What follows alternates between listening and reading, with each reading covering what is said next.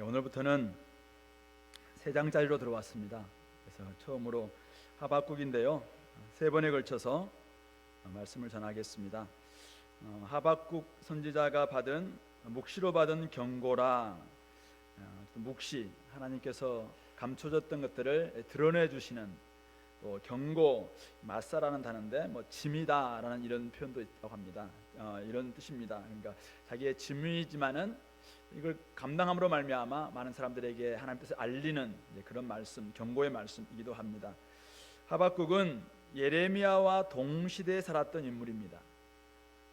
남유다 안에서 일어나고 있었던 온갖 불의와 불법을 목도하면서 하나님께 부르짖기도 하고 외치기도 했었습니다. 그러나 여전히 풀리지 않는, 그리고 대답 없는, 고쳐주지 않는 그런 하나님 앞에 그가 질문을 던짐으로 오늘 1장을 시작합니다. 어떻게 악인이 의인을 집어삼키도록 가만두실 수 있습니까? 라는 질문입니다. 그에 대해서 하나님께서는 대답하시죠. 내가 악인을 치겠다라는 대답입니다. 하지만 그 대답은 더욱 꼬리에 꼬리를 무는 질문을 낳게 되죠. 그래서 그가 성문에 올라가 하나님의 대답을 기다리겠다, 2장 1절에서 이야기하고는 이제 하나님의 대답을 기다립니다. 하나님께서 2장에서 내가 그들을 심판하시겠다, 바벨론을 심판하시겠다라는 말씀을 하시죠. 그러나 의인은 그 믿음으로 말미암아 살아야 한다라는 말씀도 언급하십니다. 3장에 들어가면은 하나님의 응답을 받은 이 하박국이 하나님 앞에 나아가서 기대하면서 질문하고 의문을 가졌던 그의 신앙이 기도하고 찬양으로 바뀌는 그런 모습을 우리는 보게 됩니다. 하박국이 보았던 당시의 문제, 오늘도 여전히 이 땅 가운데서도 얼마든지 일어날 수 있는 그런 일들입니다. 폭력과 강포와 또 죄악과 폐역, 겁탈과 강포, 변론과 분쟁, 이런 일들은 우리가 살아가고 있는 모든 현실 속에서 얼마든지 일어날 수 있는 문제입니다. 그때 우리는 어떻게 반응합니까? 한 세 가지 정도로 반응하는 것 같아요. 많은 사람들은 무관심하게 지나갑니다. 원래 세상은 저렇지, 나는 내 길로 간다, my way 하면서 어쨌든 나는 내 길로 간다, 세상이 어떻게 되든지 상관없이 나는 내 공부 열심히 하고 내 직장생활 열심히 하고 우리 가족만 돌보면 되지 라는 마음으로 무관심하게 지나가는 그런 반응이 있습니다.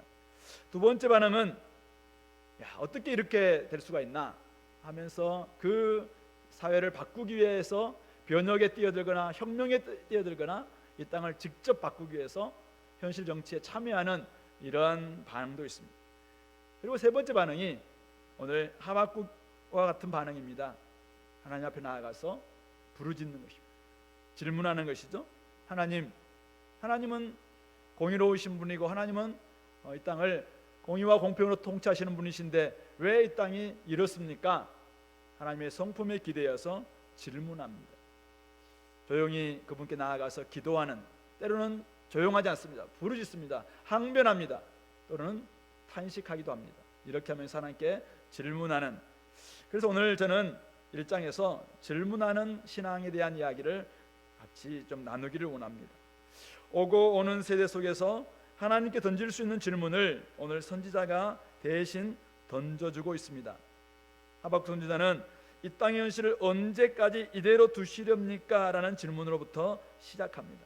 내가 강포로 말미암아 외쳐도 주께서 구원하지 아니하십니다. 어찌하여 내게 죄악을 보게 하시며 폐역을 눈으로 보게 하시나이까? 겁탈과 강포가 내 앞에 있고 변론과 분쟁이 일어나나이다.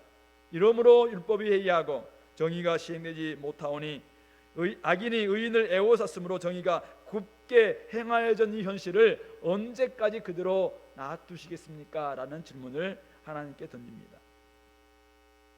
유다사에 만연한 악을 그는 눈으로 보면서 부르짖었습니다. 외쳤습니다. 그래도 하나님이 고쳐주지 않습니다. 그러니까 그는 하나님께 나아가서 질문합니다.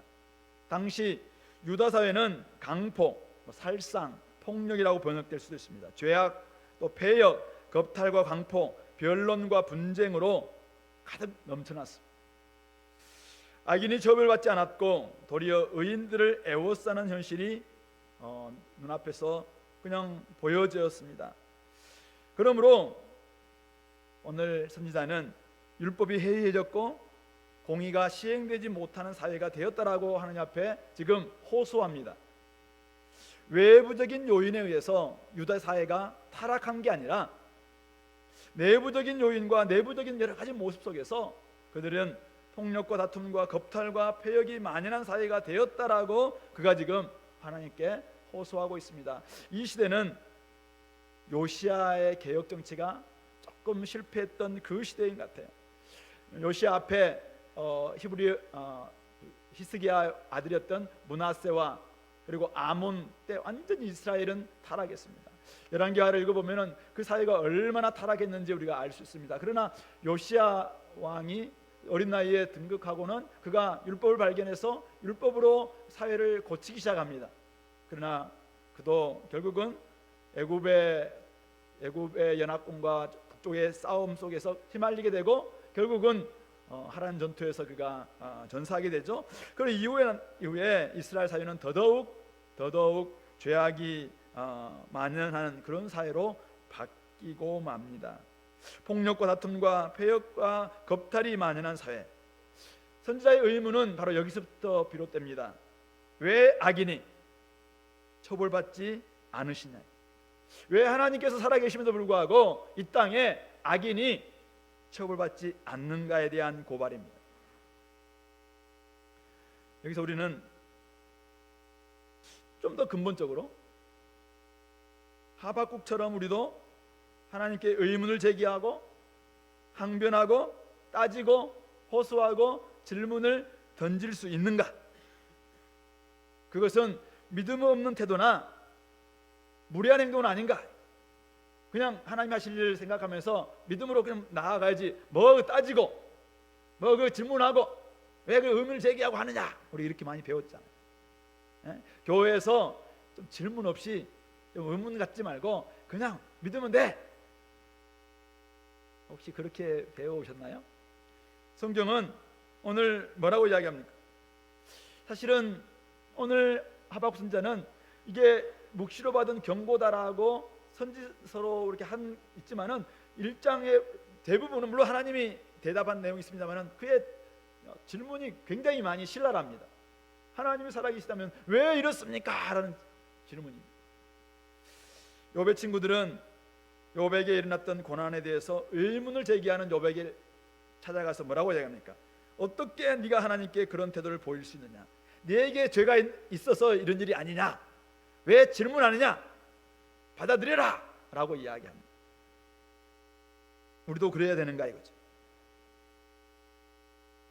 그러나 오늘 선지자 하박국은 우리에게 얼마든지 의문을 제기하고 질문을 던질 수 있다라는 것을 보여주고 있습니다. 이 땅에서 일어나고 있는 모든 일들을 하나님 앞으로 가져가서 얼마든지 질문하고 의문을 제기할 수 있다. 그것이 바로 믿는 사람 또 선지자라 할지라도 그것이 가능하다라는 것을 이런 형식으로 우리에게 가르쳐주고 있습니다. 질문도 하고 항변도 하고 탄식하는 신앙이니 질문도 없고 고민도 없고 그냥 무감각하게 있는 신앙인보다 낫다라는 것입니다. 불신앙적인 회의가 아닙니다. 신앙적인 질문과 의문을 가지고 얼마든지 하나님께 나아가서 질문하고 대화하고 하나님의 응답을 기다리는 것, 이게 바람직하다라고 말하는 것입니다. 잘 알다시피 저에게는 세 자녀가 있습니다. 우리 아이들이 있어서 사실은 아이들 이야기를 대수님 하지 않으려고 하는데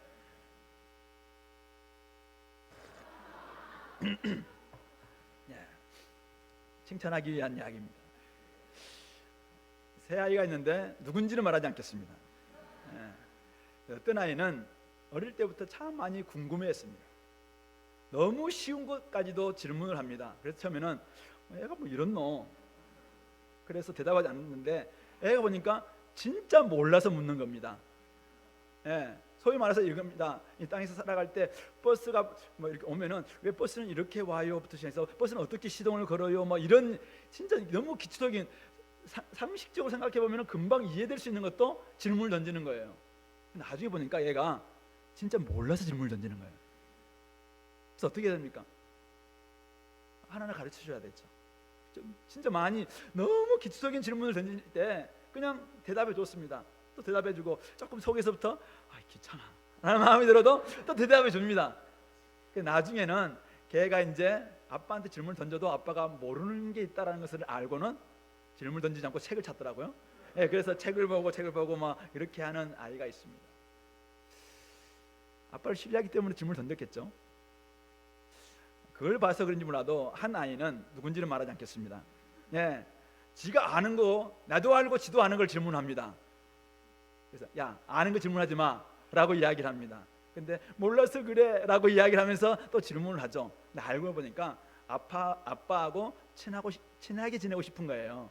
그래서 이제 뭐 대답을 해주긴 합니다. 사실은 질문 안 했으면 좋겠습니다 라는 마음이 드는데도 어쨌든 그냥 질문을 하는 거죠. 하나님께서 여러분들이 질문 안 했으면 좋겠다 이런 마음이 들까요? 저는 하나님은 그렇지 않다고 생각해요.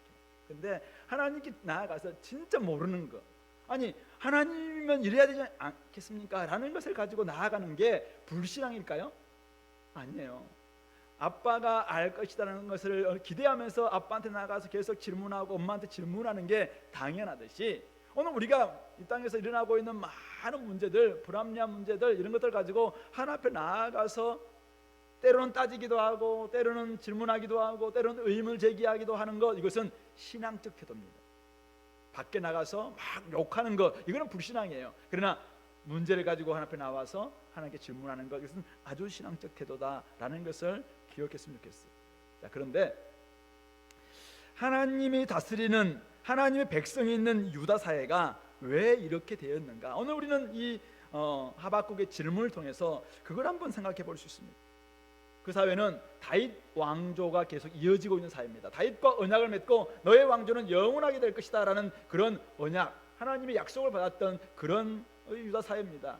거기는 성전이 있습니다. 성전에서 신앙을 그들이 생활을 하면서 성전이 있음으로 말미암아 그들은 안전하다라는 거짓 선자들이 많이 있었습니다만 어쨌든 자기들 또한 여전히 예루살렘 성전에 하나님이 임재하고 계시기 때문에 우리 사회는 안전할 것이다 라고 생각했습니다. 그들은 선택된 민족입니다. 그래서 이방의 빛으로 나름대로 그들은 사명 가지고 일들을 하고 있다라는 것을 가지고 있는 그런 사회입니다. 하나님이 다스린다고 주장하는 하나님 나라의 축소판인 유다 사회가 왜 이렇게 됐는가?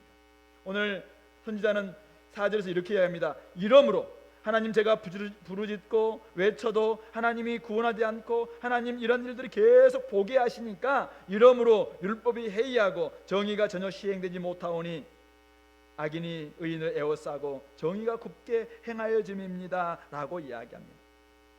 실상이 어떻습니까? 실상은 강포를 행하고 폐역을 일삼고 돈 있고 힘 있는 사람들이 가난하고 연약한 사람들을 겁탈하고 폭력을 일삼는 하나님 없는 사회와 같은 그런 모습이 되어 있는 것, 이것을 그가 목도하면서 왜 이렇게 되었습니까?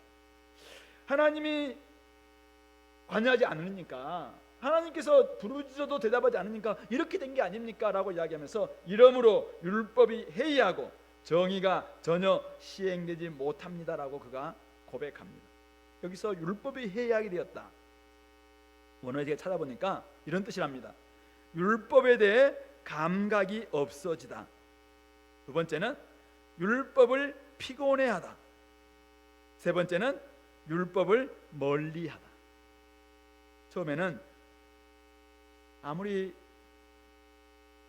말씀을 전해도 사람들이 이제 감각이 없어지는 거예요, 서서히. 그러다가 나중에 계속 그러면 피곤해, 더 이상 피곤해 하다가 나중에 아예 멀리한다는 거예요. 이게 율법이 해야하게 되었다라는 이런 뜻입니다. 근데 왜 이렇게 됐는가? 하나님이 관여하지 않았습니까? 결국은 문제는 뭐냐면은 율법이 아무리 그들이 소유하고 있고 율법을 애우고 있었고 율법을 가르쳐주고 있었습니다. 그런데 율법에 그들이 반응하지 않기 때문에, 율법의 말씀에 무감각해지고 말씀을 이제는 피곤해하고 말씀이 나한테는 가깝지 않다, 좀 멀리 있으면 좋겠다, 이렇게 반응하니까 결국 하나님께서도 아예 관여하지 않는 거죠. 왜 우리 가운데서 법보다 법이 기능을 상실합니까? 이 땅에서 왜 법이 있음에도 불구하고 법보다 위에 있는 게 뭐예요? 힘 있고 돈 있는 사람들, 돈이 법을 뛰어넘습니다. 유전무죄, 무전유죄라는 이런 말들이 나오는 이유가 바로 그런 것들이죠. 힘과 돈이 법보다 위에 있으면서 그냥 폐역을 저지르니까 그것을 제지할 법은 더 이상 없는 것이죠. 아무리 법을 만들어 봐도 그 위에 또 다른 거기서 활동하는데요. 교회와 성도의 삶에 문제가 있는 것은 오늘 유다 사회는 교회와 성도의 삶을 이야기하는 거예요. 세상을 이야기하는 게 아니에요. 지금 여기는 유다 사회예요. 하나님이 통치하는 사회를 이야기하는 거죠. 교회와 성도의 삶에 문제가 있는 것은 말씀이 없어서입니까? 아니라는 거예요. 말씀이 해이해졌기 때문에 그렇습니다. 말씀에 무감각합니다. 말씀을 피곤해합니다. 점점 말씀을 멀리합니다. 말씀을 가졌지만 말씀대로 살지 않고 말씀을 교회 생활에만 국한시키면 삶 따로 예배 따로 현상이 일어날 수밖에 없다는 것입니다. 하나님 앞에서 제사를 드리지만 삶을 제사처럼 드리지 않으면 예배와 삶은 분리될 수밖에 없습니다. 전혀 삶을 바꾸지 못하는 예배가 됩니다.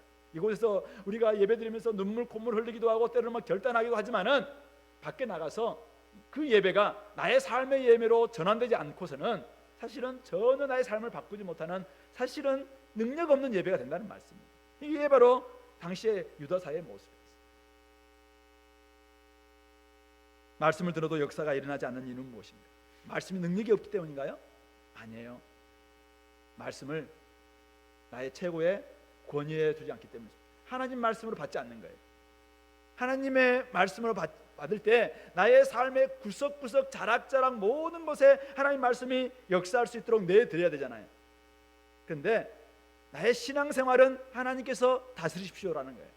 내가 성전에서 예배드리는 것은 하나님께서 주권자 되십시오, 주인 되십시오. 그러나 내가 밖에 나가서 돈 벌고 내가 자녀 양육하고 내가 이제는 생각하고 내가 뭔가를 추구하고 있는 그 부분에서는 관여하지 마십시오. 그거는 또 다른 법이 필요한 것 같아요 라고 하면서 자꾸 이중생활하는 거죠. 율법의 해이와 정의의 굽어짐은 결국은 죄와 악의 일상화가 일어날 수밖에 없게 만들고요, 결국은 아무리 말씀을 들어도 가져도 전혀 삶을 건드리게 내드리지 않는 그런 모습이 될 때 사실은 오늘 유다 사회와 똑같은 모습이 교회와 성도의 삶 가운데서도 일어날 수 있다는 뜻입니다. 그러므로 여러분들이 열심히 PBS를 하고 말씀을 듣는다면 결단해야 됩니다. 이 말씀은 살았고 활력이 있어, 운동력이 있어, 좌우의 날선 어떤 것보다도 예리하여 영과 혼과 관절과 골수를 찔러 쪼개기까지 하며 나의 생각과 마음에 있는 생각과 뜻을 관찰한다면, 진짜 그것을 여러분들이 믿는다면 여러분들의 이 말씀을 여러분들의 삶을 건드릴 수 있도록, 여러분들의 가치관을 건드릴 수 있도록 가치관을 말씀 앞에 내드려야 합니다. 내가 나에게 가장 소중한 게 뭐냐, 이 문제를 여러분들 말씀의 기준을 가지고 다시 한번 건드릴 수 있도록 내드려야 합니다. 나에게 가장 물질관이 뭐냐, 이생관이 뭐냐, 이성관이 뭐냐, 나는 어떤 사람 바라볼 것이냐, 말씀에서 어떻게 바라보는가 라는 것으로 여러분들이 삶을 내어놓지 않는다면 그 문제, 신앙의 큰 문제만 건드리고 나의 삶의 작은 문제들은 내가 계속 결정하고 내가 알아서 판단하게 그냥 살아간다면 절대 우리의 삶은 바뀌지 않습니다. 습관을 건드리도록 내드려야 합니다. 여러분들 습관이 어떤 습관이 있습니까? 경건의 습관 여러분들이 잘 가지고 있습니다. 그러나 그거 말고, 그것뿐만 아니라 우리에는 크고 작은 습관들이 있지 않습니까? 그 부분들을 말씀이 건드릴 수 있도록 내드려야 합니다. 그렇게 할 때 이 삶과 예배가, 말씀과 삶이 분리되지 않습니다. 끊임없이 우리는 주대신 강의를 다 들었겠지만은 어쨌든 우리의 모든 삶의 구석구석이 하나님께서 말씀이 권세다, 권위다라는 것을 우리가 인정하는 그런 태도로 습관을 내들어야 합니다. 돈과 시간 씀씀이를 건드릴 수 있도록 여러분들이 내들어야 합니다. 여러분들의 젊음과 여러분들의 늙음과 여러분들의 노후와 여러분들의 모든 인생이 하나님께서 이 말씀이 나를 다스릴 수 있도록 여러분들은 다시 말씀 앞에서 여러분들의 젊음과 돈씀과 시간 씀씀이를 다시 한번 내드려야 합니다. 예배 잘 들었습니다. 돌아가서 시간을 자기 마음대로 써요. 그게 무슨 예배 드린 거예요? 예배 잘 드렸습니다. 집에 갔는데 알아서 일주일 동안 3일 동안 재정을 자기 마음대로 써요. 그게 무슨 신앙이니? 그건 신앙이 아니에요. 우리의 예배를 제대로 들었다면, 말씀 앞에 들었다면 우리의 시간 씀과 재정 씀씀이와 나의 젊음 씀씀이를 하나님 앞에서 점검해야죠. 그렇게 할 때 우리 삶이 조금씩 변화됩니다. 그렇게 되지 않고서는 결코 오늘 유다 사회에서 일어나고 있던 이런 모습들이 우리에게 일어나지 않는다라고 보장할 수 없는 말씀. 그러므로 진짜 주인이 누구신지를 드러나게 될 수 있다. 율법이 해이하지 않도록, 무감각해지고 피곤해하고 멀리하지 않도록 오늘 나의 삶 가운데서 진짜 내가 말씀, 오늘도 피벳을 했다면은 여러분들이 디모데 1장 전서 1장 피벳했다면은 그것을 가지고 여러분들이 노트에 적용했으면은 그 적용을 가지고 삶으로 살아내는 거죠. 그래서 너무 많은 것 적용하지 마십시오. 너무 많은 거 막 노트에다 다 빼빼져 가지고 나중에 실천하지 못하는 일이 없도록 말씀 하나를 딱 붙들고 그 말씀에 여러분들의 인생을 한번 거십시오. 그렇게 될 때 우리 삶이 조금씩 저는 바뀔 줄로 생각합니다. 따라서 여러분들이 그렇게 한번 나아갈 수 있으면 좋겠습니다. 이거에 대해서 오늘 선지자의 질문에 여호와께서 어떻게 대답하십니까? 5절부터 11절 말씀입니다. 물론 여호와의 응답은 우리 다음 주에 한번 2장에 통해서 더 보겠습니다만은 한마디로 말해서 하나님께 계획이 있다라는 말씀이었습니다. 자, 5절 여러 나라를 보고 또 보고 놀라고 또 놀랄지어다. 너희 생전에 내가 한 가지를 행할 것이다. 누가 너희에게 말할지라도 너희가 믿지 아니하리라. 하나님께서 살아있는 동안, 그들이 살아있을 동안에 일을 행하실 텐데 그것은 엄청난 일이라서 도무지 믿지 못할 일을 시행할 것이다 라고 말씀합니다. 그 계획이라는 게 뭔가요? 6절이죠. 같이 한번 읽어볼까요? 시작.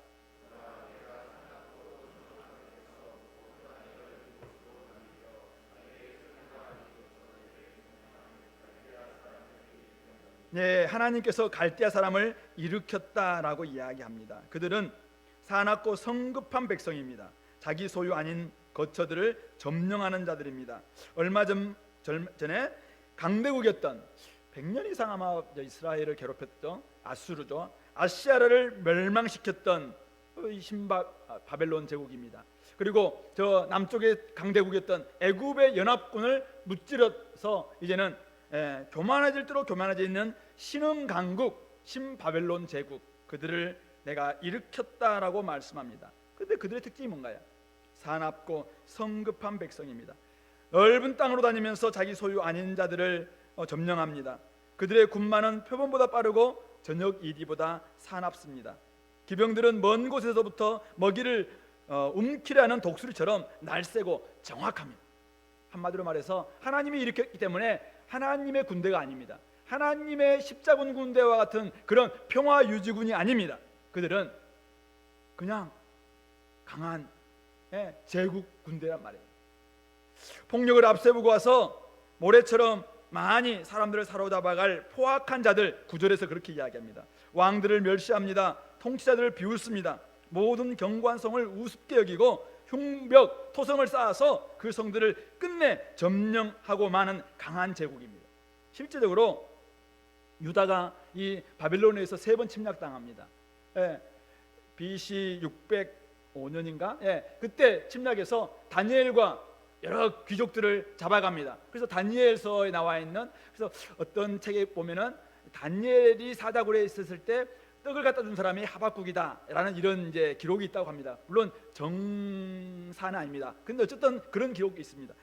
두 번째 침략이 언제냐면은 BC 597년경입니다. 그러니까 이스라엘이 망하기 전 한 10년 전, 그래서 597년 전에 와서 그때 잡혀갔던 사람이 에스겔과 10,000명의 유다 백성들이죠. 또 세 번째 침략이 586년, 87년 그때 와서 이제 성전을 완전 불태우고 이스라엘을 멸망시키는 결국 이런 나라를 하나님께서 일으켰다라고 이야기합니다. 그들은 11절에 바람처럼 급히 몰아 지나치게 행하고 범죄를 일삼을 뿐만 아니라 무엇보다 자신들의 힘을 자신들의 신으로 삼는 자들이다. 하나님께서 이렇게 이야기하는 거예요. 참 이런 이야기를 들었을 때 이 하박국 선지자가 참 기분 좋았을까요? 그래서 사실은 그가 견디지 못하는 거죠. 더 고민은 깊어질 수밖에 없습니다. 아니 이 나라의 악인들을 처벌해달라고 그렇게 부르짖었는데 하나님의 계획이라는 게 더 악하고 더 포악한 저 갈대아 사람들 바벨론 제국을 일으켜서 이 나라를 정말 심판하신다는 게 과연 하나님의 뜻입니까? 라는 이야기를 그 다음 이어서 지금 할 수밖에 없다는 것입니다. 그런데 오늘 하나님의 이 대답을 들으면서 우리가 한번 생각해 볼 수 있는 것은 이거죠. 하나님 방식은 우리의 기대보다 훨씬 놀랍고 훨씬 더 근본적이고 훨씬 더 전복적일 수 있다. 우리는 당장 눈앞에 있는 이 문제 좀 해결해달라고, 내 앞에 있는 이 병 좀 해결해달라고 그렇게 이야기해서 여기에 어떤 병이 있는데 빨리 이것 좀 고쳐주세요라고 이야기하는데 하나님의 대답은 뭡니까? 그것은 철저히 이것을 파내지 않으면 안 된다. 아니면은 네가 그것을 잘라내지만 않으면 안 된다. 어쩌면은 나의 죽음과 같은 이야기를 하시면서 결국은 그것이 나의 해결책이다라고 이야기하는. 그러니까 사실 우리의 이해로서는 받을 수가 없는 거예요. 그러니까 이 하박국의 고민이 깊어질 수밖에 없는 것이죠. 유다가 묵인했던 강포 2절 3절에 나와 있는 건 그것보다 훨씬 더 강력한 강포가 몰려오게 하시는 것이죠.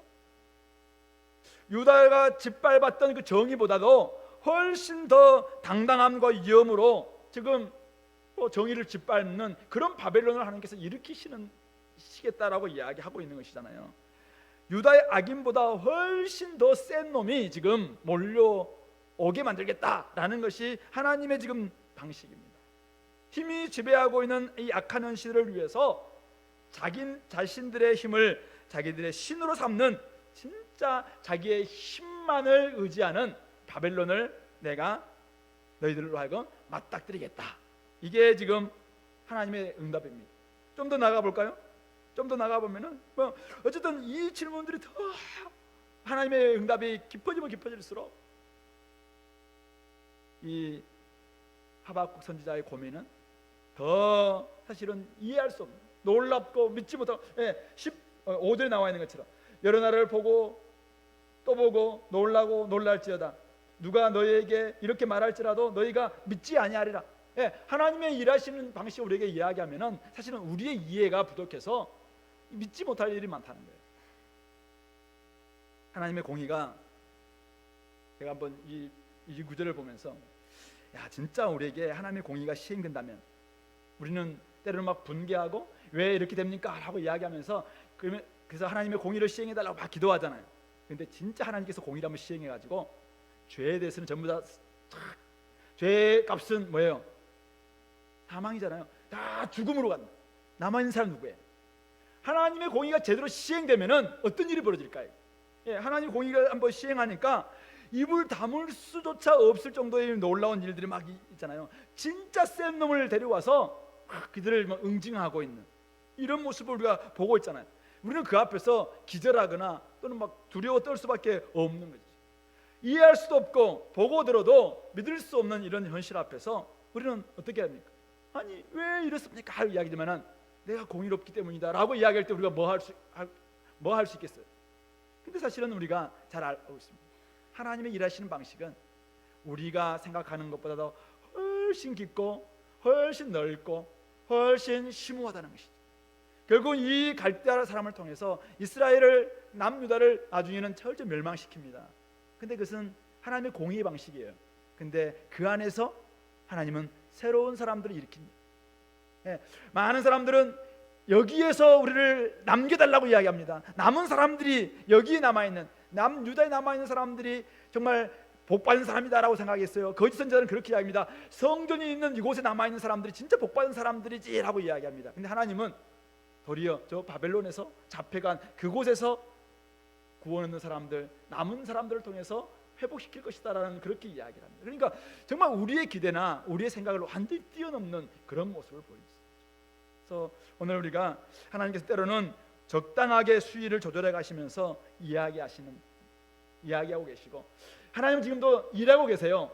잠잠하게 일하고 계세요. 때로는 우리가 이해하지 못하는 방식으로 일하고 계세요. 그러나 결국 하나님께서는 나중에 온전히 하나님의 방식대로 고치실 것이다라는 이 마음을 가지고 여러분들이 잠잠하게 기도하고 기대하는 것이 필요하지 않겠나, 이런 생각을 해봅니다. 물론 오늘 1장은 주로 질문하는 것에 대해서 우리가 지금 듣는 시간이니까 바로 넘어가겠습니다. 우리 다음 주에 하나님의 응답에 대한 부분들을 좀 더 우리가 살펴보도록 하겠습니다. 하나님의 응답 들었던 하박국은 더 혼란에 빠집니다. 그가 생각했던 방식도 아니고 기대했던 정의는 더더욱 아니기 때문이었습니다. 하나님의 성품과 너무나 어울리지 않으니까 그의 고민은 더 깊어질 수밖에 없었습니다. 그래서 선지자는 12절에서 이렇게 외치고 호소합니다. 여호와 나의 하나님, 나의 거룩한 이시여, 주께서는 만세 전부터 계시지 아니하시니까 우리가 사망에 이르지 아니하리다. 여호와여, 주께서 심판하기 위하여 그들을 두셨나이다. 반석이시여, 주께서 경계하기 위하여 그들을 세우셨나이다. 하나님을 인정하고 있습니다. 하나님을 신뢰합니다. 그런데 그 신뢰하는 이 하나님 때문에 13절부터 17절까지의 이 질문으로 나아갈 수 있는 거죠. 우리 13절 말씀 같이 한번 읽어봅시다. 시작. 주께서는 눈이 정결하심으로 악을 참아보지 못하신, 패역을 참아보지 못하시거늘 어찌하여 거짓된 자들을 방관하시며 악인이 자기보다 의로운 사람을 삼키는데도 잠잠하시나이까. 어찌하여 하나님은 이렇게 할 수 있습니까? 14절에서도 주께서 어찌하여 사람을 바다의 고기 같게 하시고 다스린 자 없는 벌레 같게 하시나이까. 17절에도 그가 그물을 떨고는 계속하여 여러 나라를 무자비하게 멸망시키는 것이 옳습니까? 그렇게 질문하고 있는 것이죠.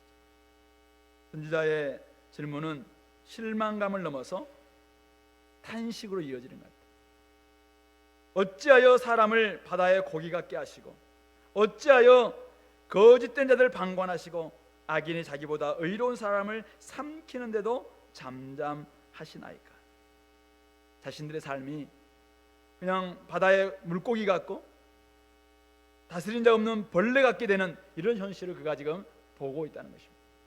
바빌론의 모습이 어떻기 때문에 그렇습니까? 오늘 15절부터 16절에 나와 있는 유다 백성들을 정말 바빌론이 어떻게 하고 있는가, 또 주변 나라들을 어떻게 하고 있는가, 어부에게 잡히는 바다고기 신세처럼 낚시로 잡고 그물로 잡고 투망으로 모으고는 그들이 기뻐하고 즐거워하면서 많은 고기를 잡은 것에 대해서 그물에 제사하고 투망 앞에 분양하고 있는 이런 모습이 과연 하나님의 방식이냐라고 그렇게 지금 호소하고 탄식하고 있는 것입니다.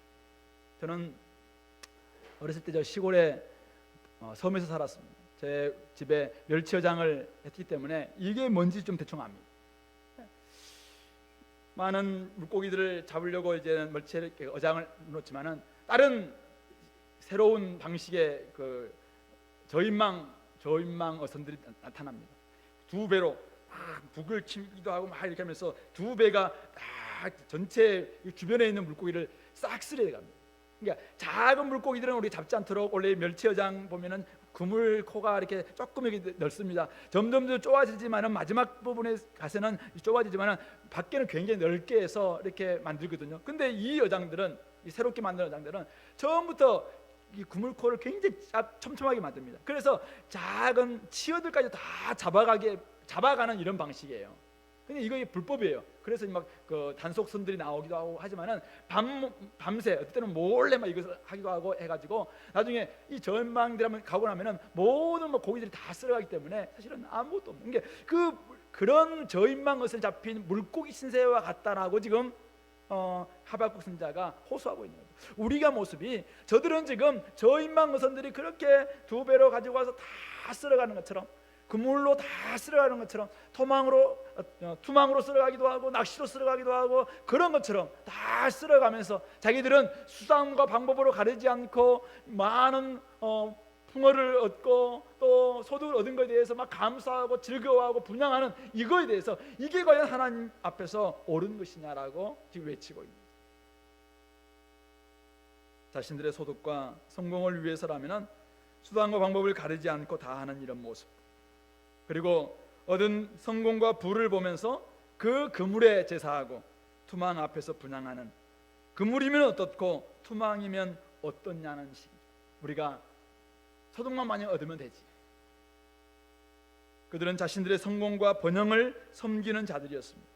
그러니 유다 백성들은 바벨론 앞에서는 물고기 같고 아무도 다스린 자 없는 것 같은 벌레 같은 신세, 그냥 밟히면은 밟힐 수밖에 없는 그런 벌레 같은 존재가 우리입니다라고 지금 고백하고 있는 것이죠. 최강의 제국을 넘어서 극강의 제국이 되어 있던 신바벨론 제국, 그들에게 저들은 그 힘을 자기들의 신으로 믿고 있는 저들에게 과연 하나님께서 이 유다의 심판을 맡기는 것이 과연 옳은 일인지, 하나님이 옳으신 분이신데, 하나님은 의로운 분이신데, 하나님은 공의로운 분이신데 그렇게 하는 것이 과연 맞습니까? 장탄식이 나올 수밖에 없는 이런 질문인 것이죠. 잘 알다시피 2장 1절에서 선지자는 이런 탄식과 함께 성로에 올라갑니다. 깊은 침묵으로 들어갑니다. 그래서 하나님의 응답을 기다리겠다라고 그가 파수하는 곳에서 기다림으로 나아갑니다.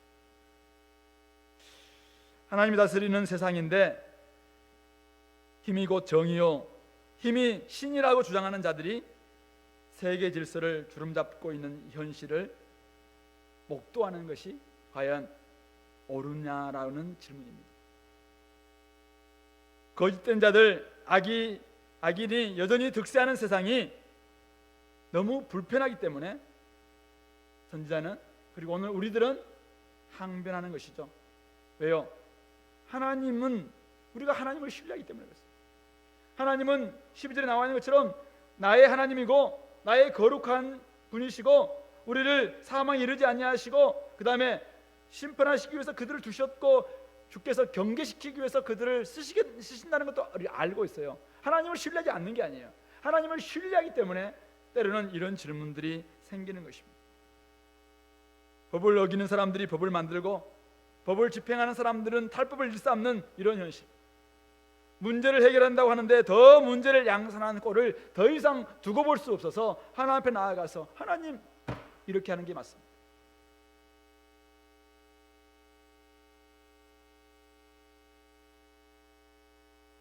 저의 경험상 하나님을 신뢰하기 때문에 때로는 더 실망스럽습니다. 하나님의 능력을 알기 때문에 가슴이 더 답답할 때가 있습니다. 연약한 자들을 사랑하시는 아버지이심을 알기 때문에 사랑하는 아들, 딸에게 왜 이렇게 할 수가 있는가 이해가 되지 않을 때가 참 많습니다. 불법과 불의를 일삼는 사람들은 승리자로 살아가는 것 같은 이 현실 앞에서 왜 의롭고 정직하고 하나님을 믿는 사람들이 이렇게 당해야 되는가? 왜 이렇게 계속 어려움을, 고통을, 고난을, 꼬리에 꼬리를 무는 이런 삶의 질고를 져야 되는가? 답답해서 항변하면서 나아갈 수밖에 없는 것이죠. 여전히 변함없는 현실로 인해서 답답하기에 우리도 하박국처럼 질문을 던지고 그런 통치가 옳은지, 오래된 질문이지만 다시 항변하면서 하나님의 대답을 기다릴 수밖에 없는 존재가 바로 우리들이다라는 것을 1장은 우리에게 가르쳐주고 있습니다. 그런데 오늘 하나님의 대답은 우리 다음 주에 듣기로 하고, 우리 여기서 몇 가지는 확인하고 넘어가야 할 게 있습니다. 짚고 넘어가는 게 있습니다. 첫 번째는 오늘 우리가 살고 있는 현실에서의 승리와 성공, 소득의 많음이, 우리는 이것을 복이라고 생각하는데 많은 사람들은 내가 노력한 결과라고 그렇게 이야기하는데, 그렇다면 가난과 실패, 청년들처럼 열심히 노력을 해도 소득이 없는, 소득의 적음은 게을러서 그렇거나 악행이나 저주의 결과라고 단정할 수 있는 거예요. 결코 그렇지 않다는 것입니다. 힘과 돈이 지배하는 현실에서는 얼마든지 그럴 수 있다라는 전제를 우리가 가지고 질문을 던져야 합니다. 이 부분이 잘못되면은 자기를 저주하기 시작합니다. 자기의 무책임, 죄책감에 빠질 수 있습니다. 우리는 열심히 노력해도 때로는 여러 가지 문제로 인해서, 여러 가지 불합리로 인해서 노력의 결과를 다 얻지 못할 수 있음을 우리는 인정해야 합니다. 두 번째, 율법이 시행됨으로 교만이 꺾어야 함에도 불구하고 여전히 이 땅에서는 그들만의 리그가 있습니다. 그래서 그들만의 리그에서는 잘 먹고 잘 사는, 바로 그것이 최고거든요. 잘 먹고 잘 산다는 이유로 얼마든지 기고만장하고 교만할 수 있음을 우리는 이해하고 받아들여야 합니다. 우리들의 리그는 달라요. 하나님 백성들의 리그는 달라요. 그러나 그들만의 리그가 있습니다. 그들만의 리그에서는 얼마든지 잘 먹고 잘 사는 이 땅에서의 가지고 있는 그것이 충분히 그들이 선이라고 이야기하고 있고 그들이 옳음이라고 이야기했고 그것만이 최고의 원리다, 지배 원리다라고 생각하는 그들만의 리그가 있음을 우리는 이해해야 합니다. 법이 해해졌기 때문에 하나님 법이 정확하고 올바로 시행되는 날은 언제요? 계시록 19장에 나와 있는 충실과 진실 되시는 예수 그리스도께서 이 땅에 오셔서 진짜 공의로 심판하셔서 바벨론을 멸망시키고 이 땅에 진짜 악을 멸망시키고 이 땅에 온전한 심판이 이루어지는 날, 그날 모든 것은 평정될 거예요. 그날 공의와 공평이 이루어질 거예요. 그러나 그 전까지는 우리들의 리그가 있는가 하면 그들만의 리그가 있음을 우리가 인정하지 않고서는, 받아들이지 않고서는 얼마든지 우리들도 하나님 앞에 질문을 하되 잘못된 전제 속에서 질문할 수 있다는 거예요. 그래서 여러분들도 뭐 잘 먹고 잘 살고 싶은 마음이 많죠. 저도 그런 마음이 있어요. 근데 똑같이 그들만의 리그에서 적용되는 그 법칙을 그대로 내가 가져오면서 여기에서 내가 적용하려고 하면은 이것은 해결할 수 없다는 거예요. 그래서 그들의 리그가 있고 우리의 리그가 있다. 이거 여러분들 인정해야 돼요. 세 번째, 우리가 하나님을 알고 성품을 신뢰하지만은 오늘 하박국처럼 우리의 가진 한계로 인해서 하나님의 일하시는 일이 이해되기보다는 오해되는 부분이 더 많을 수 있다. 지금도 하나님은 살아계셔서 일하고 계세요. 하나님은 지금도 공의를 시행하고 계세요. 하나님은 지금도 굉장히 큰 그림을 그리면서 우리에게 조금씩 더 오래 참기도 하고 더 더디기도 하는 방식이지만 어쨌든 하나님 일하고 계세요. 근데 그 일하는 방식이 우리의 이해 폭이 좁음으로 말미암아 나의 한계로 인해서 이해되기보다는 오해될 수 있다는 거예요. 이 부분들을 우리가 받아들이지 않으면은 이 땅에서 일어나고 있는 많은 부분들이 아직도 투덜거리고 불평하고 원망으로 점철될 수 있다는 사실. 그래서 이런 것을 가지고 정리하면서 오늘 말씀을 정리하며 한 세 가지 여러분들에게 다시 한번 이야기하고 싶습니다. 여전히 불합리한 세상을 만날 때 우리는 어떻게 해야 되는가? 오늘 하박국을 통해서 배우는 원리는 이것입니다. 첫 번째, 오늘 앞에 있는 말씀 다 못 들어도 괜찮아요. 지금까지 졸아도 괜찮습니다. 이제 지금부터는 딱 기억하세요. 딱 세 가지 짧게 이야기할 거예요. 첫 번째, 하나님을 떠나기보다는 그 질문을 가지고 더 가까이 나와라.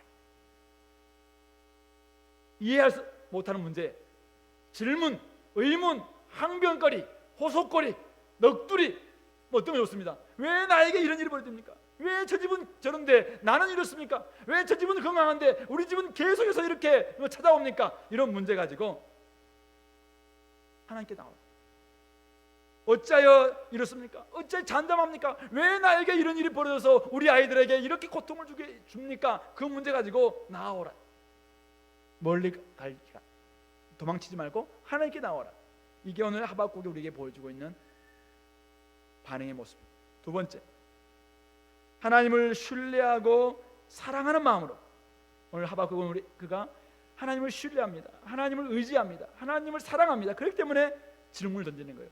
그는 엄청나게 세게 질문합니다. 하나님은 이런 분이신데 왜 이렇게 합니까? 그 오름의 근거에서 이게 옳습니까? 라고 지금 정말 항변하듯이 호소하거든요. 하나님을 신뢰하고 사랑하는 마음으로 질문을 던지되 질문해요. 그 질문을 하던 우리 아들, 누군지 이야기하지 않겠습니다. 예, 그 아들이 고등학교 1학년 때인가 2학년 때인가 모르겠습니다. 부산에서 제가 제 고등학교 때는 아니고 그 아들이 고등학교 때 걔는 아니라는 걸 알았어요. 미안합니다. 예, 그런 일이 있었던 주일날 휴가를 맞아서 부산에 있는 가장 큰 교회에서 예배를 드리고 부산에서 가장 맛있다는 2층짜리 팥빙수를 먹으러 갔습니다. 맛있게 팥빙수를 사가지고 차를 딱 내리고 딱 이쪽이 딱 보니까 차가 없어요. 딱 뒤로 후진하는 순간 뭐가 턱 하는 거예요. 이쪽 보니까 다른 건 안 보이고 마크가 보이는데 벤츠예요. 죽었다. 그래서 내려서 그 주인이 이제 와서 남자분이셨는데 자기 아내 차를 가지고 나왔다고 이야기하면서 내가 허둥둥하니까 빨리 사진 찍으세요. 빨리 전화하세요. 이렇게 이야기하고는 그냥 이렇게 헤어졌습니다. 근데 이제 사가지고 옆에 있는 공원에 가서 딱 먹는데 그 아들이 질문하는 거예요. 아빠, 제 학교 다닐 수 있나요? 예, 엄청난 이제 보상비, 수리비가 나온다고 생각을 해서 그런지 몰라도 벤츠잖아요, 벤츠. 2300이었어요. 기분도 기억 2300 벤츠. 그러니까 애가 정말 그날 먹었던 팥빙수는 진짜 맛이 없었어요. 다들 먹는데 맛이 없는데, 그러면서 걱정하지 마라 대답을 했습니다. 그러니까 걔는 질문을 아빠를 사랑하는 마음이에요. 우리 아빠 이거 이제 목사도 못하고 이거 벌면서 걔한테는 이게 일이 엄청 큰 일이죠. 그래서 걱정하지 마라. 나 뒤에는 보험회사가 있단다. 그래서 나중에 이제 지리산으로 우리 휴가를 갔는데 지리산을 가는 도착한 즈음에 전화가 왔더라고요. 200만 원의 합의를 봤다. 너무 좋으신 분이서 뒷문도 조금 들어가고 했는데 사실 어떤 사람들은 문 쫙 새로 막 바꾸고 올 텐데 그분은 어쨌든 아내 몰래 타고 와서 그런지 몰라도 어쨌든 200만 원의 합의를 봤다 해가지고 어쨌든 감사하게 지냈는데 이야기는 거죠. 그러니까 질문을 가지는데 이 신뢰하는 마음으로 사랑하는 마음으로 이렇게 하면은 우리 질문들이 나중에는 훨씬 더 이렇게 해소되는 부분들이 많이 있더라는 것이죠. 그래서 그런 부분에 있어서 우리가 하나님께 나아가서 질문하되 하나님을 막 대항하고 아빠 왜 그렇게 운전했어요? 더 이상 우리 아빠 아니에요. 이런 질문이 아니잖아요. 아빠 저도 책임을 져야 되는 것 같아요. 저도 학교 그만두고 돈 벌어야 될지도 몰라요. 이런 질문이잖아요 지금. 그러니까 제가 차원속으로는 감사 참 기특한 아들이다 이런 생각이 드는 거죠. 마지막 세 번째, 하나님께 질문하고 울분을 토하도 좋습니다. 근데 그러면서 하나님의 마음을 배워가자는 것입니다. 오늘 그가 던졌던 질문이 이거잖아요. 어찌하여 우리를, 자신과 포함해서 우리를 그물 앞에 물고기 같고 벌레 같게 여기십니까? 라고 생각했는데요. 자기를 버리는 것 같거든요. 질문을 던지면서 자기만 고통당하고 있는 것 같고 나만 하나님께서 돌보지 않는 것 같은 이런 질문입니다. 왜 하나님의 선민인데 왜 이렇게 됐습니까? 나중에 그가 우리 하박국 3장에 가서 어떤 고백을 합니까? 무화과 나무에 열매도 없고 소출에 뭣도 없고 다 없다 할지라도 오직 여호와로 말미암아 즐거워하고 기뻐하고 감사하고 찬양하겠다라는 정말 우리가 주일학교 때부터 불렀던 그 찬양의 가사가 나오는 바로 그 대목으로 나아가고 있지 않습니까? 그가 질문을 던지면서 하나님의 대답을 들으면서 하나님 마음을 알아가고 하나님을 알아가는 모습이죠. 여러분들 질문은 하나님의 대답을 기다리면서 던지는 질문은 하나님의 마음을 알아갈 수 있는 통로입니다. 그렇기 때문에 여러분들이 멀리 가지 마십시오. 항변하지 여기 밖에 나가서 욕하지도 마십시오. 안에 들어와서 따지십시오. 도리어 호소하십시오. 항변하십시오. 탄식하십시오. 그러면서 하나님을 알아가고 또 배워가고 그런 시간이 될 수 있으면 좋겠습니다. 이해할 수 없는 문제를 만날 때 하나님께 질문을 던지는 것 불신앙입니까? 아닙니다. 정직하게 던지는 질문에 하나님께서는 정직하게 답변하실 것입니다. 여러분에게 찾아오는 내면의 의심들 어떻게 할 것인가? 혹시 이 자리에 의심 가지고 하나님을 한번 따지고 싶다 이런 분들 얼마든지 따져도 좋습니다. 다른 사람들 조장들에게 질문을 던질 때도 마찬가지입니다. 중요한 것은 이거죠. 내가 좀 더 알고 싶다는 거예요. 왜 이러는지 알고 싶다. 이 마음 가지고 나오기만 한다면 얼마든지 하나님께서는 우리에게 대답해 줄 수 있다는 것이죠. 하나님을 더 이상 믿을 수 없다라고 세상을 보면서 판단하는 것 옳은가? 옳지 않습니다. 뒤에서 원망하고 회의에 빠지기보다 점점 가까이 나와서 하나님께 질문을 하게 된다면 우리 하나님이 얼마나 옳으신지를 훨씬 나중에 우리는 깨닫게 될 것이고 그걸 통해서 우리의 신앙도 자라가게 될 것입니다. 같이 한번 기도합시다. 우리의 고민과 질문 속에 함께 하시는 하나님 그분을 생각하면서 우리도 더 깊은 신앙으로 나아가는 그런 계기가 되게 달라고 하나님 내가 밖에 나가서 하나님을 막 비난하기보다는 안에 들어와서 하나님 팔에 안기면서 하나님 왜 이렇게 나에게 이런 어려움을 주시냐고 왜 우리의 현실은 이렇게 바뀌지 않냐라고 그렇게 기도하면서 다시 한번 하나님을 알아가는 저희들이 되게 되려고 함께 기도하겠습니다.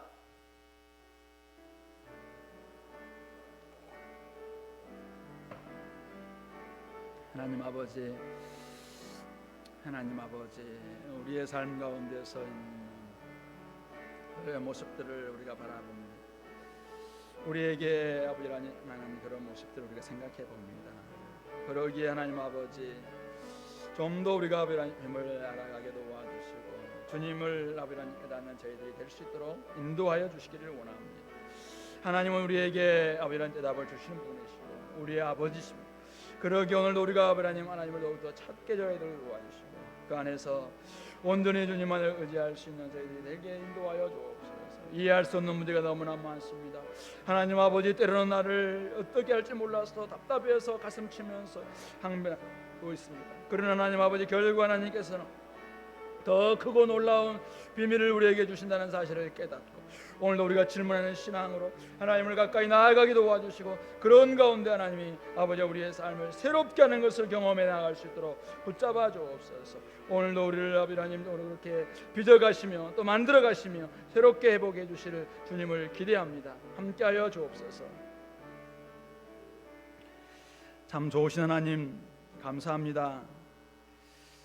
그렇지만 하나님 우리의 삶 가운데는 아직도 여전히 풀리지 않는 의문과 질문과 또 나를 정말 신앙의 근본까지도 흔들어 놓는 삶의 여러 가지 문제를 만날 때 답답해하고 그래서 탄식하며 울부짖고 하나님 앞에 호소하기도 합니다. 하나님 왜 이렇게 되었습니까? 하나님 왜 이렇습니까? 하나님 우리가 그럴 때마다 좀 더 하나님을 더 알아가며 하나님을 사랑하는 마음으로 더 가까이 나아가기 도와주시고 하나님께 기도함으로 하나님 마음을 배울 수 있는 저희들이 되기를 간절히 원합니다. 세상은 여전히 세상의 방식이 있고 세상의 리그가 있습니다. 우리가 그걸로 인해서 우리가 마음을 빼앗기지 않게 도와주시고 오직 하나님이 주신 말씀이 더욱더 우리를 아버지 하나님 새롭게 하며 우리 말씀으로 말미암아 우리가 더욱더 하나님을 닮아가며 더 거룩하게 될 수 있도록 말씀 앞에 우리 자신들을 여는 연습해 나갈 수 있도록 인도하여 주시옵소서.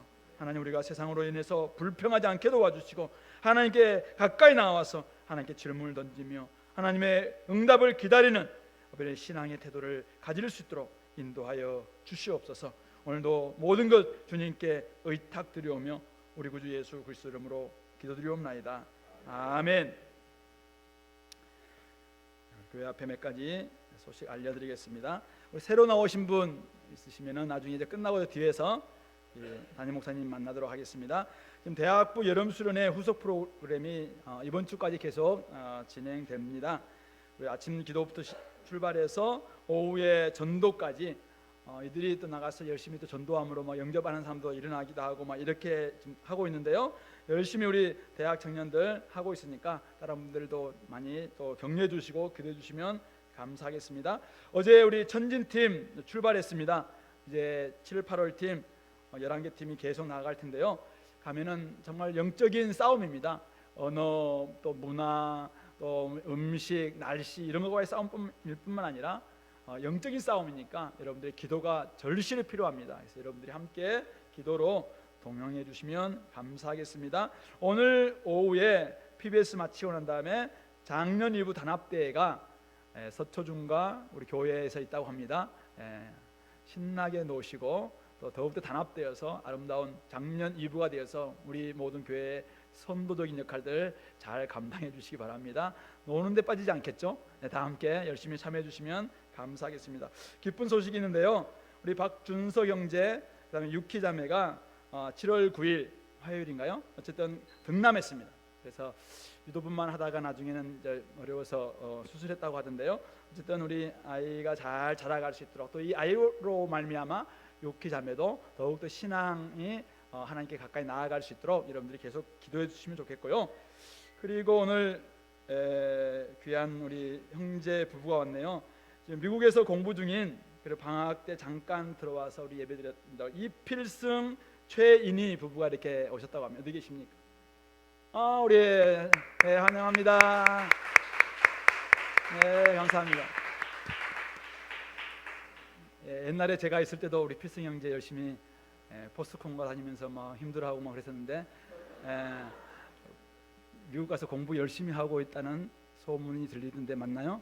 네, 어쨌든 나중에 좋은 교수님 되셔서 또 멋지게 생활했으면 좋겠습니다. 감사합니다. 오늘 점심 식사 시간에 우리 맛있는 과일을 드신다는데요. 어제 우리 결혼했던 이경아 조은미 부부가 여러분들을 위해서 이제 맛있는 과일을 제공해 주셨습니다. 드시면서 잘 살아라 라는 마음을 가지고 맛있게 드시면 좋겠습니다. 그리고 전도팀의 열매를 보시면은 13일 어제 하루뿐만 아니라 이번 주와 지난주 보니까 수요일도 우리 주부 전도팀이 나가서 많은 사람들 영접했다고 하더라고요. 그리고 대학생들이 나가서 또 후속 프로그램 나가서 영접도 시키기도 하고 이렇게 해서 22사람, 옛날에 제가 기억하로는 23사람이 가장 많았던 것 같긴 한데 22이 굉장히 많은 숫자죠. 어쨌든 여러분들을 이렇게 많은 사람들이 돌아오고 있는 현실들을 바라보면서 또 나가서 복음 전하는 일에 같이 동참할 수 있었으면 좋겠습니다. 다 함께 일어나셔서 찬송가 406장 드리겠습니다.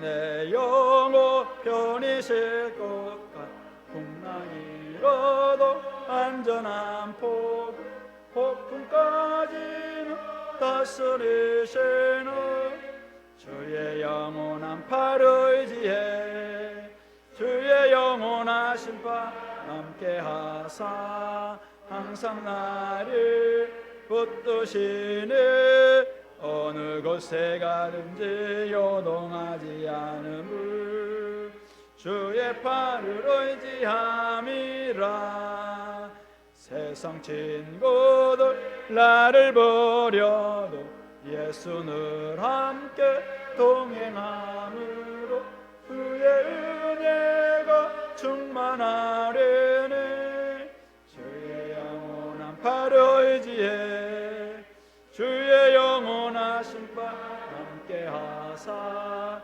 항상 나를 붙드시네 어느 곳에 가든지 요동하지 않음을 주의 팔을 의지함이라 나의 믿음이 연약해져 미리에 미안 힘을 주시며 위태할 때도 안보하시는 주의 영원한 팔을 의지해 주의 영원하신 팔 함께 하사 항상 나를 붙드시네 어느 곳에 가든지 요동하지 않음을 주의 팔을 의지함이라 알지 못한 것 좇게 없으니 나의 일생을 주께 맡기며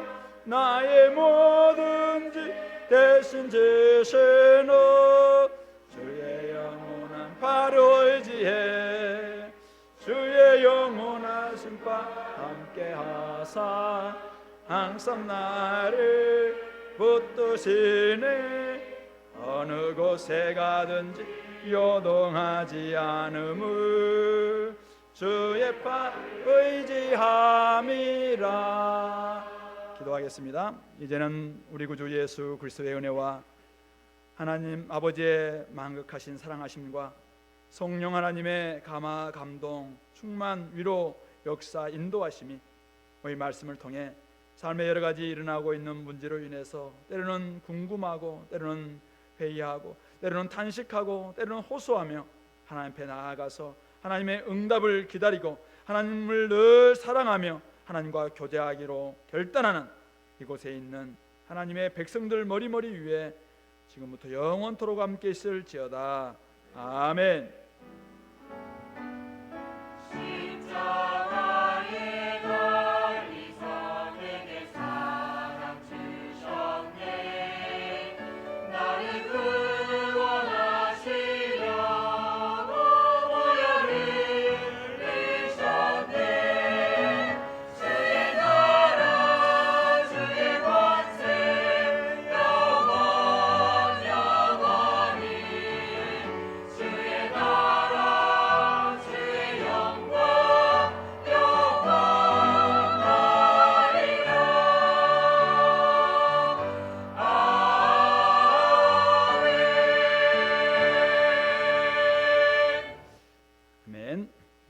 마쳤습니다. 식사 맛있게 하시고 새로 오신 분들 저 뒤에서